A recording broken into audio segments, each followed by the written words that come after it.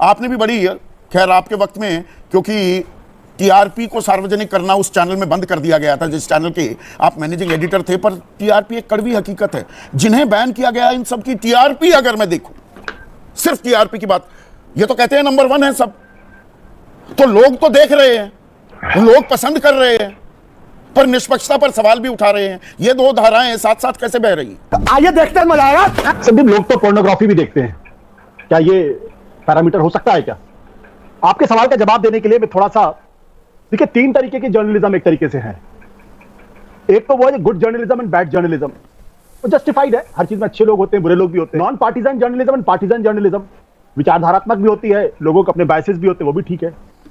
लेकिन आज के जमाने में प्रोपेगेंडा जर्नलिज्म और फेयर जर्नलिज्म, जब जर्नलिज्म प्रोपेगेंडा हो जाए तो क्या हम उसको जर्नलिज्म कहेंगे? नहीं। और ये बात कहने के पहले मैं एक बात और कहना चाहता हूं, जो हेट स्पीच कर रहे हैं उनको आप जर्नलिस्ट क्यों मान रहे हैं, और क्यों उनकी फ्रीडम ऑफ एक्सप्रेशन के बारे में बातचीत कर रहे हैं, क्यों प्रेस फ्रीडम के बारे में बातचीत कर रहे हैं? जो लोग समाज के अंदर नफरत फैला रहे हो, समाज को विभाजित करने की बात कर रहे हो, एक समुदाय विशेष को टारगेट करके उसको डिमोनाइज करने की बात कर रहे हो, वो पत्रकार कैसे हो सकता है? ये तो पत्रकार की बुनियादी जरूरतों में से एक है। हम लोगों को सिखाया गया था कि जब दंगे होंगे तो आप किस तरीके की रिपोर्टिंग करेंगे, आप धर्म विशेष का नाम नहीं लेंगे, धर्मस्थल का नाम नहीं लेंगे। किस लिए कहा जाता था? जब आप उस स्तर पर पहुंच जाते हैं तब आप पत्रकार नहीं रहते, और मैं ऐसे लोगों को पत्रकार नहीं मानता। जो 14 लोगों की लिस्ट जारी की गई, मेरा मानना उसमें 1-2 लोग ऐसे हैं जिनका नाम इस लिस्ट में नहीं होना चाहिए था, बहुत लोग छूट गए, उनके नाम इसमें होने चाहिए थे। कुत्ते की मौत मारो सालों को, देशद्रोही। लेकिन हम अगर इनको पत्रकार कहेंगे और इसके आधार पर हम जर्नलिज्म डिफाइन करना शुरू कर देंगे तो दिक्कत पैदा होगी। तो गुड जर्नलिज्म, ये जो हमने सवाल पूछे हैं ना, ये सिर्फ 14 पत्रकारों या एंकर्स की बात नहीं है, पत्रकारिता के बारे में हमने सवाल पूछे हैं, सिर्फ 14 एंकर्स की बात नहीं है। आपने ये सवाल इसलिए पूछा क्योंकि 14 इन लोगों के खिलाफ जो है वो इंडिया गठबंधन ने एक तरीके से नहीं जाएंगे, वो कॉन्टेक्स्ट है।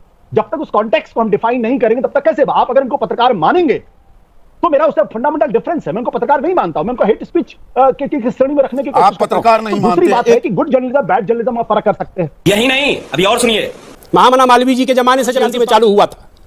ये परंपरा पत्रकारिता की है कि जो एडिटर को अच्छा नहीं लगता है वो एडिटर उस पर अपनी राय देगा, ये एडिटर का अधिकार है। और जहां तक आशुतोष जी ने कहा कि वो पत्रकार नहीं मानते, अरे भाई आपको भी बहुत लोग पत्रकार नहीं मानते, आप तो आम आदमी पार्टी के नेता रहे, इस तरह की बात नहीं करनी चाहिए। और चौथी बात मैं कहूंगा कांग्रेस पार्टी को, अरे आप 50 साल बाद अगर बच्चों से पूछा जाएगा कि असहयोग आंदोलन किसके खिलाफ शुरू हुआ, तो आप क्या बताएंगे? 14 पत्रकारों के खिलाफ शुरू हुआ।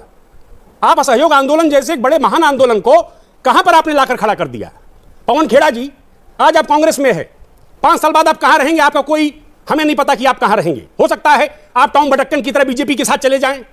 इस तरह की बातें मत करिए।